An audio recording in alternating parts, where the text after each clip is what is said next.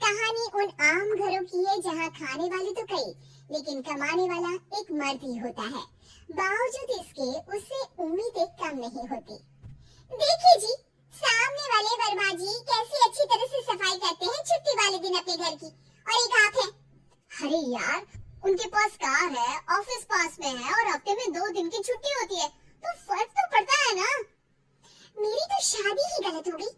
अरे कोई मस्त लड़का मिलता, कमाता भी, घुमाता भी, घर के कामों में भी मदद करता, लेकिन नहीं जी, हमारे वाले को तो कमाने से फुर्सत ही नहीं, और कमाई भी ऐसी कि कोई जरूरत पूरी ही नहीं हो रही है। सुनील बेचारा शीना को देखकर सोचता है कि शीना सही कह रही है। देखने में सुंदर है, घर का सारा काम कर लेती है, उसे तो कोई भी अच्छा लड़का मिल सकता था। क्या सोच रहे हैं? भागने का इरादा तो नहीं है? अरे नहीं मेरी प्यारी बीबी, मैं तो नहीं, पर डर है कि तुम नहीं कहीं भाग जाओ मुझे छोड़कर। शीला सुनील के मुंह से प्यार भरी बात सुनकर मुस्कुराती है। आप भी ना। सुनील एक दिन ऑफिस से घर आता है कि तभी शीला कहती है, सुनिए जी, वो मेरी सहेली आई थी, सारा दिन वो लोग यहीं थे, अब जा रही थी तो मैंने कहा नहीं नहीं, मेरे पति छोड़ आएंगे ना तुम्हें, तो रोक लिया मैंने। सुनील थोड़ी देर कुछ सोचता है, फिर कहता है, ठीक है, मैं कपड़े चेंज करके आता हूँ। अरे तेरे पति को तो लग रहा है कि अच्छा नहीं लगा। अरे नहीं नहीं, ऐसी कोई बात नहीं है, रुको मैं अभी उन्हें घर के कपड़े देकर आती हूँ। शीना अंदर जाती है, जहाँ सुनील पलंग पर लेटा होता है। अरे क्या मजाक है, वो कह रही है कि आपने मुंह बना लिया। सही तो कह रही है, सुबह से अब ऑफिस से लौटा हूँ, एक कप चाय का तो पूछा नहीं, 20 किलोमीटर जाओ और आओ, और फिर कल उसी टाइम पर ऑफिस। अरे यार, मुझे गाड़ी चलानी आती ना तो बोलती भी नहीं आपको, और कौन सा रिक्शा खींच के जाना है आपको। सुनील अब क्या बोलता। रात देर से आता है और सो जाता है। अगले दिन शरीर दर्द हो रहा है। अरे तो मत जाओ ना ऑफिस, चलते हैं ना मार्केट घूमने, फिर पिक्चर देखेंगे और रात में खाना खाकर घर वापस। सुनील जब सारे दिन की थकान वाला शेड्यूल सुनता है तो वो सीधे सीधे ऑफिस के लिए तैयार हो जाता है। अब आए दिन शीना की डिमांड बढ़ती चली जाती है और सुनील उसको पूरा भी करता, लेकिन एक दिन, ए जी मेरा भाई आ रहा है, उसे 2 लाख रुपए की जरूरत है। हाँ तो मैं क्या करूँ शीना, मेरे पास इतना रुपया नहीं है। हाँ हाँ पता है नहीं है, लेकिन किसी से लेकर तो दे सकते हो ना।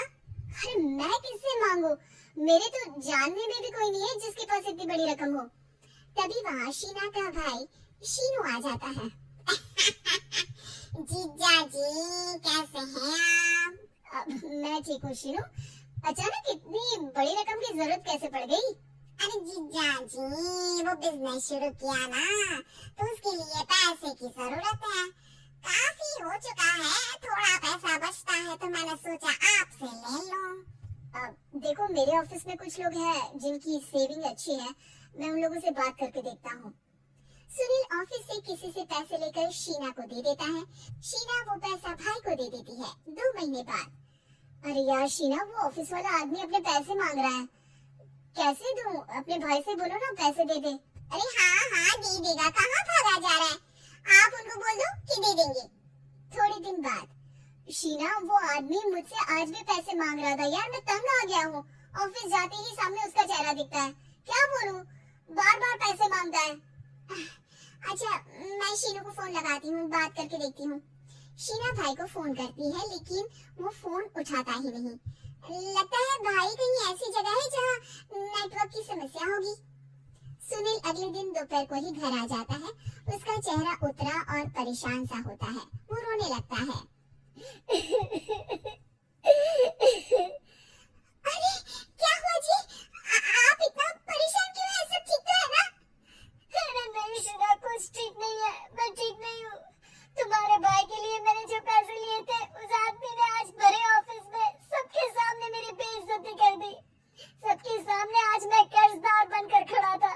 मैंने हर वो प्रयास किया घर चलाने के लिए जो मैं कर सकता था, लेकिन अब नहीं होगा।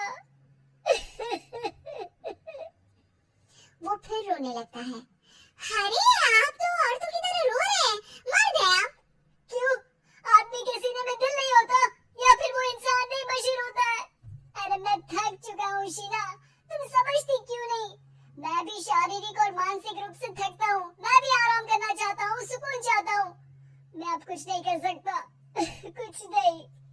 वो बैठ जाता है।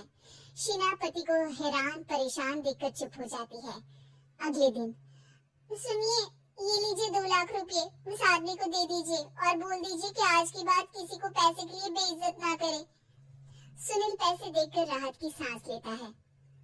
अरे शीना, तुमने तो मेरा बहुत बड़ा काम कर दिया। अब मैं शान से ऑफिस जा सकता हूँ। लेकिन ये पैसे आए कहाँ से? ये पैसे मैंने अपने गहनों को गिरवी रख कर लिया है। तुम ठीक रहो, निश्चिंत रहो, मैं बस यही चाहती हूँ। मुझे माफ करना, पर अब मैं समझ चुकी हूँ कि मर्द को भी दर्द होता है।